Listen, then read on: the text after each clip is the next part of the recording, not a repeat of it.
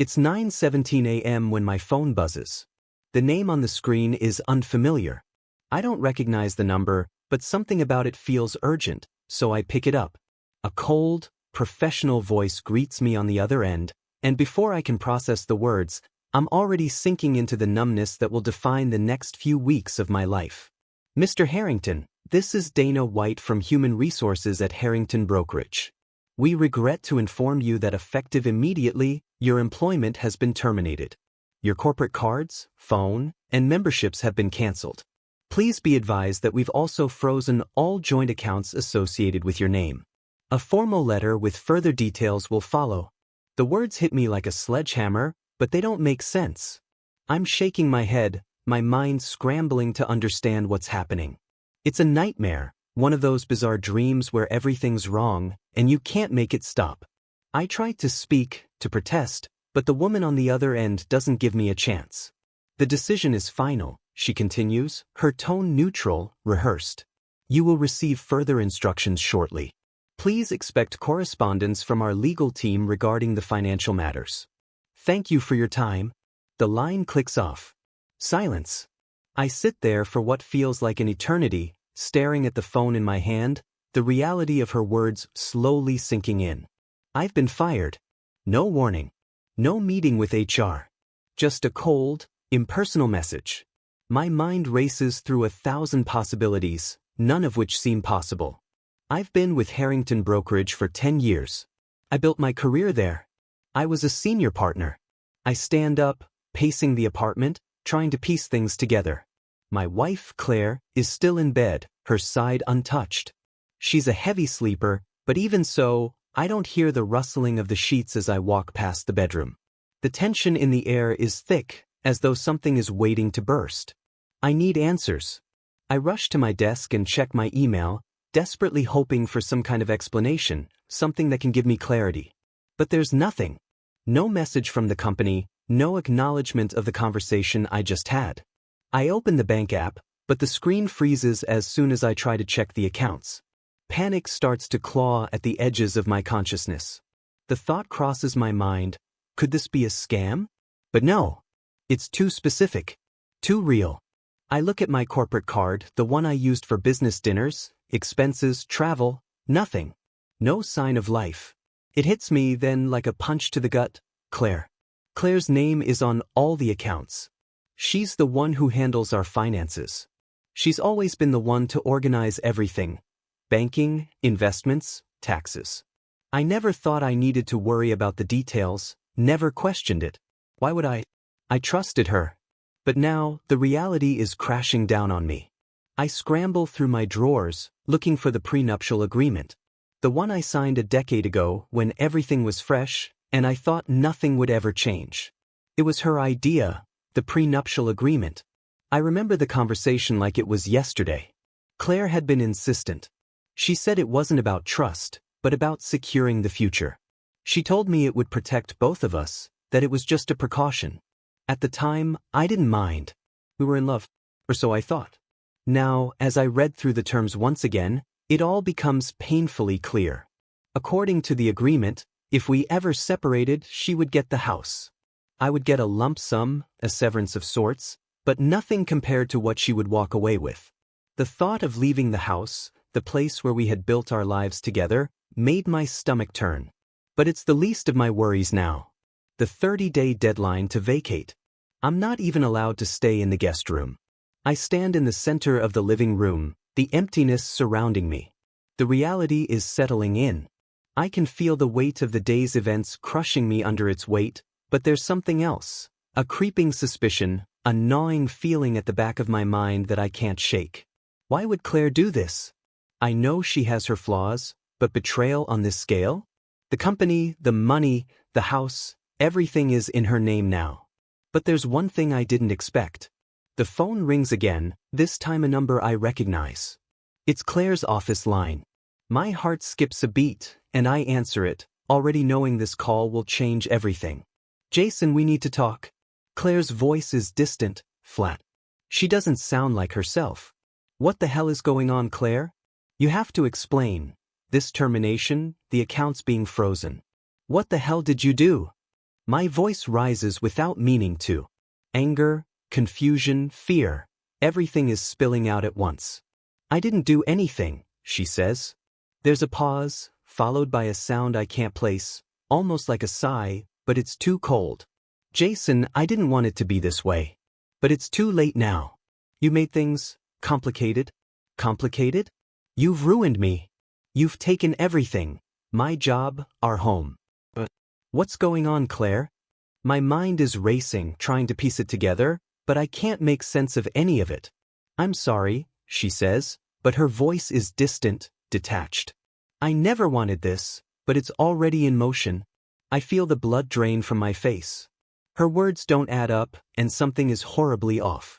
This isn't a conversation between a husband and wife trying to work things out. This is a conversation between strangers. Claire's detachment feels like a slap to the face. What does that mean? What's in motion? What did you do, Claire? My voice cracks with desperation now. I can't tell you everything yet, Jason. But you need to leave. Don't make this harder than it has to be. I've already arranged everything. The lawyers are involved. The words blur together, but one thing is clear. Claire is done. No explanation. No remorse. Just a cold, calculated finality. I feel like I've been slapped in the face. A wave of nausea rises in my throat. My world is collapsing, and she's watching it happen with a sense of calm, as though she's been preparing for this moment for months. Maybe longer. Don't you dare tell me to leave, I snap, my voice trembling. You think I'm just going to walk away from everything we've built? From our life? Our family? I don't want to do this, Jason, but you have no choice. It's already over. I'm sorry. The line goes dead. I stand there, my phone still pressed to my ear, but the silence is deafening. I look at the empty living room, the place that once felt like home, and suddenly it doesn't feel like anything anymore. Claire is gone. Not physically, but emotionally. She's taken everything, her love, her loyalty, my trust, and walked away. And now, the walls that were once our sanctuary feel cold and foreign. I don't know how to fix this, if it can even be fixed. I try to stay calm. I call my lawyer.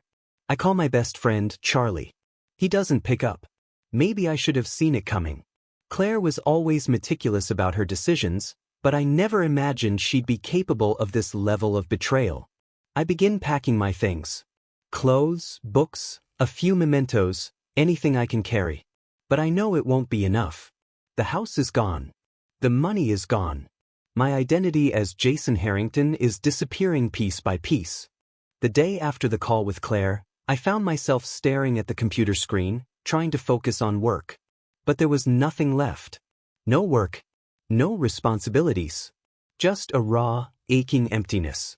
I couldn't even bring myself to pick up the phone or check my emails. Every notification felt like another reminder of the mess I was in, and I wasn't sure how to keep pretending everything was fine when it clearly wasn't. By noon, I was pacing around my apartment. The ticking clock on the wall felt like an indictment. I had to do something. I couldn't sit here drowning in self-pity. So I did what I thought would take my mind off things. I decided to get some work done. I had a Zoom meeting scheduled with my lawyer, Rick, and Amanda, who had been my business partner for the last 5 years. At least the meeting would be a distraction from the mental collapse I was undergoing. I clicked the link to join the Zoom call, and for a moment, I was able to focus on the quiet hum of the virtual waiting room. It was a small comfort to know I was alone in that moment, disconnected from everything else. Then the screen blinked and I saw Rick's face. His balding head, his tired eyes. The lawyer who had once seemed like a lifeline now felt like another weight around my neck. Jason, how you holding up? Rick's voice was clipped, distant. He had to know how bad things were, but I didn't expect him to offer any sympathy. He was a professional, and professionals don't do empathy. I didn't answer right away. I just stared at the screen, trying to keep my thoughts in check. Rick wasn't the problem. It was Amanda. I couldn't keep ignoring the fact that she was a massive part of this mess, both professionally and personally. My marriage, my career, it was all entangled with her. Before I could respond, Amanda's face appeared on the screen. She was wearing a black blouse, her dark hair pulled back in a ponytail. She looked composed, professional, even a little too polished for my comfort. "Hi, Jason." "Rick," Amanda said, offering a tight smile. It was forced. I could see the strain in her eyes. She knew what had happened, and the knowing in her gaze made me uneasy. I took a deep breath. The words that had been swirling in my mind all morning now had a clear direction. "I'm done," I said. My voice was steady, but underneath, I could feel a storm brewing. "I've been thinking about it, and I'm firing you, Amanda. Effective immediately." There was a brief silence on the screen. Amanda's eyes widened just slightly. Then her lips pressed into a thin line, and I could see the moment her mask slipped, revealing the anger underneath. "Excuse me," she said, her tone dangerously calm. "What the hell do you mean, you're firing me? You're not even in a position to—" "I'm in plenty of positions now, Amanda," I interrupted, a sharp edge creeping into my voice. "I'm out of the business. I'm done with everything. I'm not dragging this out any longer. You've been with me for 5 years, and I've seen what you've been up to. And now, it's time for you to go." Amanda leaned back in her chair, crossing her arms. I could tell she was seething, but she wasn't going to let me see it. "Not yet. You think you can just walk away from everything, don't you?" she said, her voice laced with venom. "You think you're the one who gets to decide everything? You're nothing without me, Jason. You know that, right?" "Maybe I'm nothing with you too," I replied flatly, not bothering to hide my exhaustion. There was a pause, and I could practically feel the tension crackling in the virtual space between us. Amanda's eyes narrowed, and for a moment, I saw something flicker in them, something darker than the frustration that had been there before. "You'll regret this, Jason," she said, her voice almost a whisper. "You think you've been through hell? Wait until you see what happens when I'm done with you." I didn't flinch. I didn't respond to her threats. There was nothing to say anymore. She could promise me the world, and it wouldn't change the fact that I was done. "I'm not interested in your threats, Amanda," I said, my voice even. "You've already taken too much from me. This is where it ends." I ended the call abruptly. I didn't wait for her to speak again. I didn't care what she said. What mattered now was that I was cutting ties. It was over. There was no more pretending, no more negotiations. I leaned back in my chair, taking a moment to collect myself. The anger had subsided into something heavier, something colder. But just as I thought the storm was passing, I saw it. The notification on the screen. A new attendee had joined the meeting. My heart skipped a beat. The name that flashed on the screen was unexpected: Cindy Harrington. It took me a second to process. Cindy, my ex-wife, was now staring back at me from the Zoom window. Her pale face, the sharpness of her features, and the deliberate calm in her expression. The last time I'd seen Cindy was during our divorce proceedings a few months ago. We had settled things quietly, at least on the surface. I thought she was done with me. But here she was, appearing out of nowhere, in the middle of this meeting, with something to say. "Jason," she said, her voice cool and controlled. "I think it's time we made this official." I froze, confused. What the hell was she talking about? "I've filed for divorce," she announced, the words slicing through the air like a blade. "And I've made sure to include all the details." She smiled, but it wasn't a kind smile. It was something darker, more calculated. "Details?" I repeated, my stomach sinking. I could feel the blood draining from my face. I hadn't expected this. Not now, not like this. She nodded, her smile never wavering. "Yes, Jason. The infidelities. All of them. Every single affair you've had. Including the one with Amanda." I couldn't breathe. My mind raced. Amanda's face on the screen went from angry to unreadable. I could see her lips twitch, but she didn't say anything. "Cindy, I started, but my words failed me." "Don't even try to defend yourself," she interrupted. "You've lied to me for years. And I'm done. The courts will be handling this. I've already spoken to my lawyer. You won't get away with this, Jason." I couldn't focus. The ground beneath me felt like it was slipping away. My entire world was being exposed, laid bare, and there was nothing I could do to stop it. Cindy's voice continued, but it sounded distant, like I was underwater. The hours after the Zoom call felt like days. My mind couldn't settle, couldn't make sense of anything. I knew I had to do something. I couldn't keep sitting here, letting my life crumble around me. I thought about the past, about the lies, the betrayals, the choices I had made. The more I thought about it, the more I realized how much I'd let everyone down. Claire, Cindy, even Amanda. But nothing had prepared me for what came next. I was sitting on the couch in my living room, a drink in my hand, staring blankly at the wall when the doorbell rang. It was sharp and insistent, as if whoever was outside was determined to make me face whatever was coming. I wasn't ready for this, but there was no avoiding it. I stood up and walked to the door, my mind still racing. When I opened it, I saw him standing there, my partner. Or at least he used to be. The man I had trusted, the man I had worked side by side with for years. He didn't even bother to say hello. His eyes were filled with anger, and his body language was aggressive, tense. He was clearly pissed off about something, and I knew what it was. "What the hell is this, Jason?" Darren snapped. "You fire me, and then you let that fucking woman destroy everything? You didn't even tell me what was going on. What the hell are you doing?" I didn't feel an ounce of sympathy for him. He had been just as much a part of this mess as anyone else. The lies, the deceit, it all started with him. He had been sleeping with Claire behind my back for months. I found out the hard way.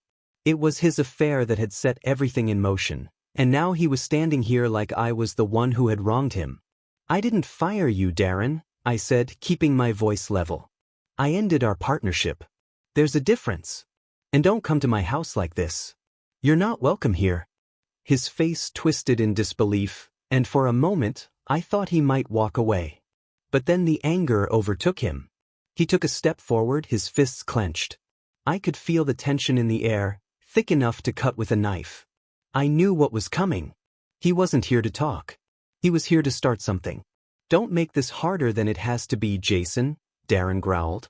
"You think you can just throw me out? You think you're in control? You have no idea what you've started, do you? You're done. You and your little games." I didn't wait for him to finish. I went to the hall closet, grabbed the gun I kept there for protection, and stepped back toward the door. His eyes locked onto the weapon instantly, and his posture shifted, a mix of surprise and fear crossing his face. But he didn't back down. He took another step forward, clearly trying to intimidate me. "You think you can scare me, Jason?" he spat. "You think this is going to end in your favor?" I didn't lower the gun. My hand was steady, my finger on the trigger, but I didn't want to use it. Not unless I had to. But I wasn't afraid to. "I'm not scared of you, Darren," I said, my voice cold and firm. "You're the one who's out of options here. You don't get to walk into my house and threaten me. Not anymore." He paused, his fists still raised, but I could see the hesitation in his eyes now. He wasn't used to this, used to me being the one who gave in, the one who kept things smooth. But I had nothing left to lose. "You need to leave. Now," I said, my voice steady, unwavering. "I'm giving you one chance. Walk out that door and never come back. Or I'll make you leave." Darren looked like he might argue, but then he saw the determination in my eyes. His shoulders sagged slightly and he glanced at the door. He wasn't going to get physical with me. Not today. "I'll be back, Jason," he muttered under his breath. "This isn't over. You can't just throw me out like this." I didn't respond. I just waited, watching him carefully. Darren's eyes flicked to the gun once more, and for a moment, I thought he might make another move. But then he took a step back, slowly, almost reluctantly, and turned toward the door. "I'm leaving," he said, his voice quieter now, but still filled with anger. "But mark my words, Jason. You'll regret this." I didn't care. I wasn't afraid of him anymore. I'd been afraid of the wrong things for too long. Now I was taking control. He walked out the door, slamming it behind him, and I stood there, staring at the empty space where he had been. The adrenaline was still pumping through my veins, but it was quickly replaced by the sharp pang of reality. I wasn't just fighting Darren anymore. I was fighting for my life. For my dignity. For whatever shred of respect I still had left. But the chaos didn't stop there. It didn't give me any room to breathe. Just as I was trying to steady myself, the doorbell rang again, this time softer, more tentative. I opened the door, expecting maybe a neighbor or someone else. But when I saw who it was, my stomach dropped. Kelly. My daughter. She stood there, her face pale but firm, her arms crossed over her chest like a shield. She didn't say anything at first. She just looked at me, her eyes narrowed, searching. I knew what was coming. I knew she'd been through enough, had been forced to see enough of the mess I had made of our family. She had grown up fast, too fast, and now she was standing here, no longer a little girl.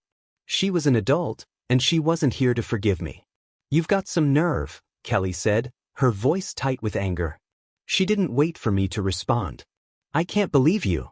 After everything, you expect me to feel sorry for you? I opened my mouth, but no words came out. What could I say to her? What was left? I couldn't defend myself. Not anymore. Not after everything I'd done. You think I care about your apologies, Dad? She continued, her voice shaking now. You think I care about your excuses or your explanations? You ruined everything. You ruined Mom. You ruined us. She was right. I had broken her mother's heart, torn apart my own family, and left my daughter to pick up the pieces. And now, standing in front of me, Kelly wasn't the little girl who needed me to protect her. She was the woman who had learned how to protect herself.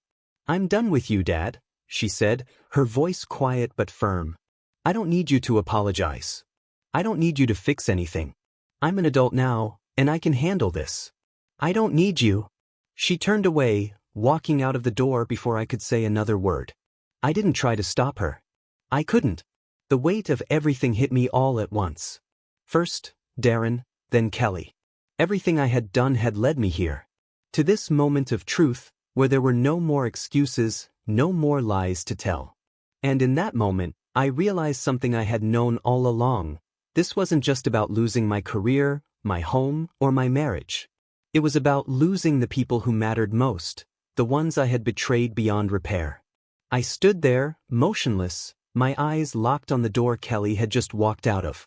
I wanted to call after her, to beg her to come back, but I knew better. She was right. She didn't need me. Not anymore. The silence in the house was deafening. After Kelly left, I felt the last shred of hope I had clinging to my conscience fade away. I had been living in a haze for months, maybe even years, but now it was all over. My marriage, my career, my reputation, gone in an instant. And the worst part? I had no one to blame but myself. The choices I had made were my own. There was no one else to carry the weight of the consequences. I sat down on the couch, the dim light from the window casting long shadows on the floor. I had been avoiding this moment for too long, but now it was inevitable. I had to face it. I had to face the truth about myself, about the man I had become. Cindy, Amanda, all of them, every woman I had betrayed, every lie I had told, they had all been part of a cycle I had convinced myself I couldn't escape. I had rationalized everything, convinced myself that I was entitled to my desires, that it was okay to take what I wanted. But now, as I sat there alone, I saw the damage in its full, devastating form. I thought about my marriage to Claire. The early days had been full of promise. We had built a life together, one that seemed like it was made to last. But somewhere along the way, it became about something else. It became about convenience, about maintaining appearances. We had stopped talking, stopped connecting. I had become someone I didn't recognize, someone who used deceit to justify his actions. And in the end, Claire had found someone else, someone who didn't betray her trust, someone who didn't make her feel invisible. But even worse was the guilt I felt about Kelly, my daughter. She was the one person who had always tried to see the good in me, even when I didn't deserve it. And now I had lost her. She was right to walk away. I had failed her, and there was no coming back from that. But as much as I hated myself in that moment, there was something else I couldn't ignore: relief. The constant strain of trying to hold everything together, of trying to hide the truth, of pretending that things were fine when they were anything but. Finally, it was over. The weight of the lies, the secrets, the betrayals, it was all lifting. And though the pain of losing everything still stung, I could feel a small sense of freedom starting to emerge. It wasn't a freedom I had chosen, but it was freedom nonetheless. I stood up, walking toward the kitchen, but my steps were slow, measured. I wasn't in any rush to go anywhere. I didn't have anywhere to go anymore. The house was empty, and it felt like it belonged to someone else. I thought about packing my things, but I couldn't bring myself to start yet. There was something about the stillness that held me captive, something about this place that made it impossible to leave. Maybe it was the remnants of the life I had once had. Or maybe it was just the finality of it all. The phone rang again, but I ignored it. I wasn't interested in hearing from anyone right now. No more apologies. No more explanations. I just needed to sit in this moment of solitude and try to understand what had gone wrong. I couldn't help but think of the future. Well, now, what was I supposed to do with the pieces of my life that were still left? Could I ever rebuild? Did I even want to? I had no answers. But one thing was certain, I couldn't go back. I couldn't undo the past. I went into the living room and picked up the framed photo of Claire and me from our wedding day. I stared at it for a long time. We looked so happy back then, so in love. But the smiles on our faces were lies. I had betrayed her long before she had betrayed me. The realization hit me like a physical blow. I had allowed my insecurities, my fear of losing control, to drive me to a place I didn't want to be. And in doing so, I had lost everything that mattered. As much as I hated myself for it, I couldn't deny that there was a part of me that was relieved it was over. The relationship had become toxic. The constant fighting, the hollow conversations, it had all drained me. There had been no love left between us. Only bitterness. And now I was free from it. Or at least, that's what I told myself. The next few weeks were a blur. I spent most of my time looking for a place to live, but even as I went through the motions, I knew deep down that it wasn't about finding a new home.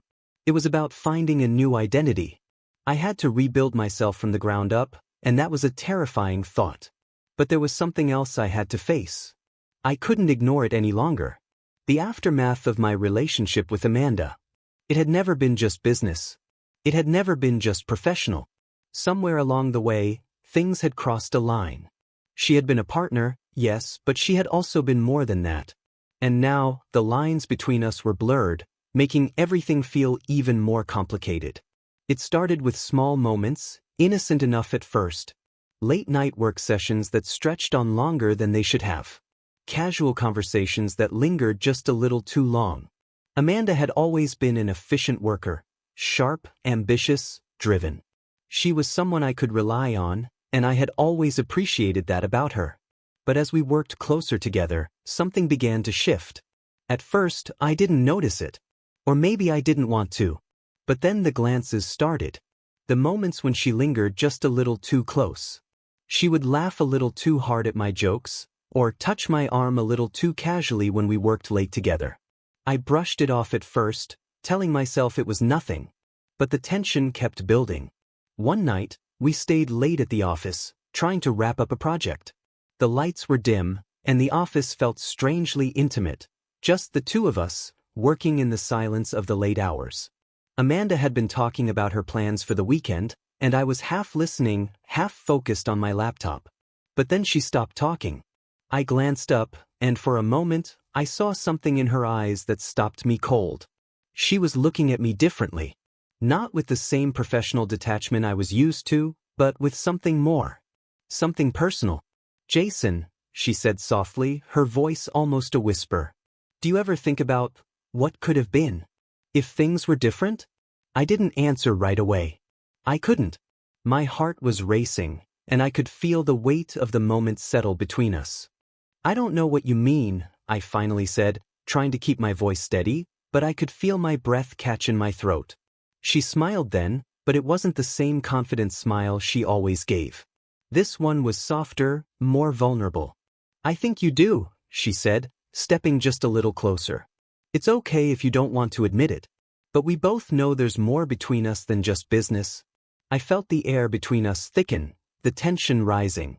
It was as if the room itself had changed, become smaller, more intimate. I couldn't look away from her, and I knew I didn't want to. There was something magnetic about her, something I had tried to ignore for months. But now it was undeniable. The moment hung there, suspended in time, and I knew I had to make a choice.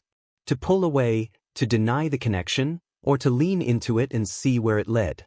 But before I could answer, the moment was broken. Amanda stepped back, clearing her throat as if she was trying to shake off what had just happened. She forced a laugh, but I could tell it didn't reach her eyes. "Forget it," she said, brushing a strand of hair behind her ear. "I'm just being stupid." But it wasn't stupid. I could feel it, the same thing she was feeling. The tension between us was real. And as much as I wanted to pretend otherwise, I couldn't shake the truth. This was no longer just about work. And I wasn't sure if that was a good thing or a dangerous one. I looked at Amanda, but the words caught in my throat. There was no easy way to navigate this. No clean escape. And as I sat there, caught between my loyalty to my marriage and the undeniable pull of something more, I realized one thing. I had once been good at controlling my life. But now, I was no longer sure I could control anything. I don't know what it was that prompted me to invite Amanda out that night. It wasn't something I had planned, and in truth, I had been avoiding this kind of situation for a while. But there we were, standing in the dim light of the club, the music pulsing around us, drowning out the rest of the world. Just the two of us. I had always kept my distance from Amanda, professional, guarded, especially since the tension had started to build. But that night, something felt different. Maybe it was the stress of everything that had happened, the fallout from my divorce, or maybe I just needed a break from the silence of my own thoughts. Either way, I found myself asking her if she wanted to grab a drink. She had agreed without hesitation, and now we were sitting across from each other at a small table in the corner of the club, our drinks in front of us, the flashing lights casting strange shadows on her face. The alcohol helped dull the edge of everything, but it didn't change the electric undercurrent that had been hanging between us for weeks. We were laughing, talking, but there was an unease that lingered beneath it all. A shared recognition that this was no longer just about business. It had crossed into something else, something neither of us was ready to admit. But the air between us was thick, and neither of us could pretend it didn't exist. "Tell me something," Amanda said, leaning forward slightly, her eyes glinting with an intensity that I hadn't seen before. "When's the last time you actually enjoyed yourself? I mean, really enjoyed yourself, not just pretending everything's fine." The question hit me harder than I expected. I thought about it for a moment, the heaviness of the past months settling on my chest. Between the divorce, the fallout with my daughter, the mess of my career, I hadn't known what it was to enjoy myself in a long time. "Honestly? I don't remember," I said, shrugging. "Everything's been messy, you know? Like I'm trying to keep it all together, but the more I try, the more it falls apart." She studied me for a moment, and then she smiled softly, something almost sympathetic in her expression. "You're not the only one, you know," Amanda said, her voice lowering a bit. "It's like, the more you try to control everything, the more it slips through your fingers. Relationships, work, your own damn life. It's exhausting." I nodded, feeling the weight of her words. I had never really spoken to anyone about this stuff. Not like this. Not with someone who actually seemed to understand. The more we talked, the more the lines blurred between work colleagues and something else. I could feel myself being drawn to her in ways I hadn't expected. "You're right," I said, leaning back in my chair. "But I guess it's just part of life, isn't it? Trying to manage the chaos. Trying to hold on to something, even when it feels like it's slipping away." Amanda gave a soft, almost sad laugh. "Yeah. But what if we don't have to hold on to everything? What if, for once, we let go?" Her words hung in the air like a challenge, like an invitation to something neither of us had been willing to acknowledge before. I could feel my pulse quicken. The way her gaze lingered on me felt different. Like there was something unspoken between us, something raw and vulnerable. I took a deep breath, trying to steady myself. I wasn't used to this. Not with her. I didn't want to be the kind of guy who crossed that line with someone at work. I had too much respect for my career and for the people I cared about. But I couldn't deny that there was something magnetic about Amanda. Something that had been growing between us for a while now. Something that felt dangerous but also inevitable. "Are you asking me to let go, Amanda?" I asked, my voice barely above a whisper, trying to keep the tension from spilling over. She looked at me for a long moment, her eyes soft but intense. Then, without another word, she reached out, gently touching my arm. The contact was small, but it sent a shiver through me. "I think I've already let go," she said, her voice low and almost intimate. "Maybe we both have." We sat there for a long time, the noise of the club fading into the background. It felt like time was stretching out in front of us, and everything that had been unsaid was hanging between us like a thread that was about to snap. "Can I ask you something?" I said, my voice coming out hoarse. "Sure," she replied, her hands still resting on my arm, her fingers lightly tracing small circles on my skin. "Do you ever wonder what this is? I mean, what we're doing? How we've been getting closer and closer without really talking about it?" Amanda didn't pull her hand away. She just stared at me, her gaze unwavering. "I don't know," she said after a moment. "I think we've been pretending it's just professional. But I don't know if that's true anymore. I think we both know it's more than that." I could feel the weight of her words settle between us, and I couldn't shake the feeling that this was crossing a line I wasn't sure I wanted to cross. The pull between us was undeniable, but there was a part of me that didn't want to be the person who destroyed something good for both of us. She was in a relationship. I was trying to rebuild my life after losing everything. We had too much at stake. But when she leaned in closer, her lips barely inches from mine, I could feel every nerve in my body firing. I wanted to kiss her. I wanted to give in. But I also knew I had to stop this before it went too far. "We can't do this," I said, my voice trembling slightly. "I can't do this. Not with you. Not like this." She pulled back slightly, but her gaze didn't falter. "You're not the only one who's feeling it, Jason," she said, her voice tinged with frustration. "I'm not asking you to change your life or leave your wife or whatever. But I'm not going to pretend like there's nothing here. This, whatever this is between us, doesn't matter." I was silent for a moment, just staring at her. There was so much I wanted to say, but I couldn't. I couldn't bring myself to admit that I was falling for her. That the pull I felt toward her was something real, something that went beyond the chemistry of the moment.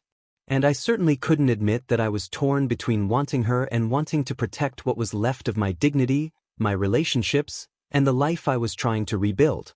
"You have to understand, Amanda," I said finally, my voice quieter. "I don't want to hurt you. I don't want to make things more complicated than they already are. But I can't be the one to break someone else's relationship." Her eyes softened, and she let out a breath, as if she was finally understanding where I was coming from. She leaned back in her chair, her fingers still resting on the edge of my arm, but her touch had lost its heat. "I get it," she said quietly. "You're scared. You're afraid of what this could mean. But I'm not asking for anything, Jason. Not right now. I just wanted you to know that I'm not blind to what's happening between us. I think you feel it too." I swallowed hard, feeling the weight of her words settle in my chest. She was right. I did feel it. But I couldn't let myself act on it. Not now. Not when everything was already falling apart. I couldn't be the one to destroy what little stability was left in either of our lives. "You don't have to worry about me," I said, forcing a smile. "But we need to stop this.